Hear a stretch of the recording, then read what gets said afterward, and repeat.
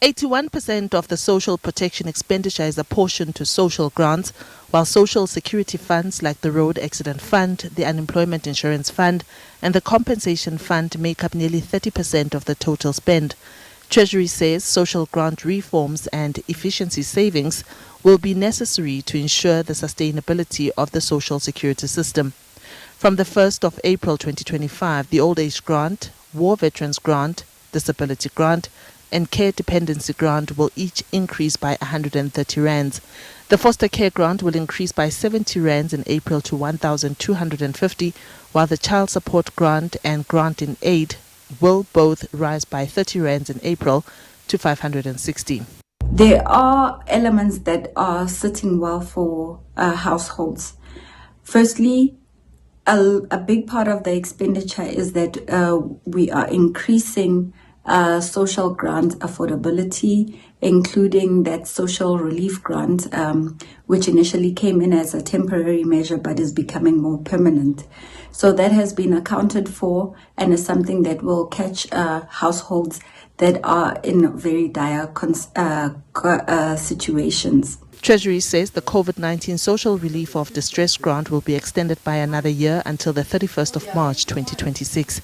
An amount of 35.2 billion rands is allocated to extend the payment at the current 370 rand per month per beneficiary. Very disappointed that particular grant has come to an end. It's been a feature since COVID, and there are many that have become dependent on this. This has helped to feed families. We look at our economy with the unemployment rate as it sits, north of 30%, some 8 million people without jobs. They are probably the ones that survive on that 370 rand. Let's counterbalance it with VAT. And there was a thinking that the increase in VAT might have been there to come through to afford to pay for that social relief.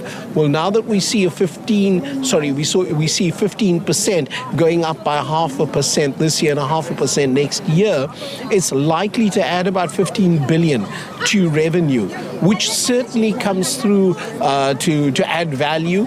At the same time, the Department of Small Business Development is allocated 2.1 billion rand over the medium term to support about 120,000 competitive small businesses, particularly those owned by women, youth and persons with disabilities in marginalized areas such as townships and rural regions.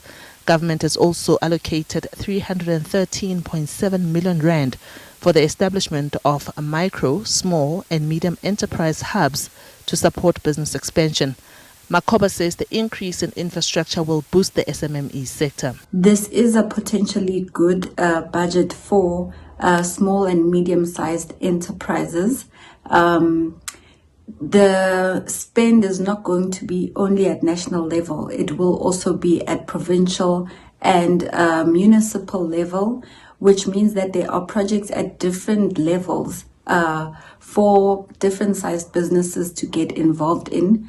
And I think it's something that will be very good for small businesses to keep a close eye on as new tenders come out.